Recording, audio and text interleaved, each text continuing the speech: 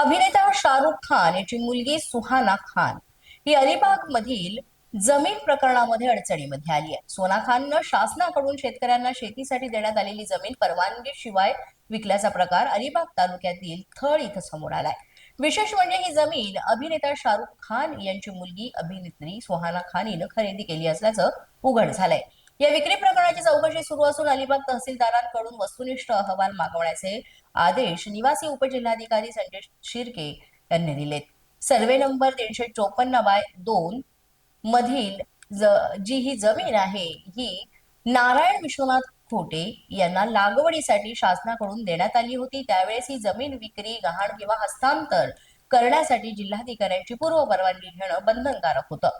मात्र ही अट न पाळता 2023 मध्ये नोंदणीकृत साठे कराराद्वारे ही जमीन सुहाना खानीला विकण्यात आल्याचं समोर आलेलं आहे. तब्बल 12,21,00,000 रुपयांचा हा व्यवहार परवानगीशिवाय झाल्यानं प्रशासनानं आता चौकशीला सुरुवात केली आहे.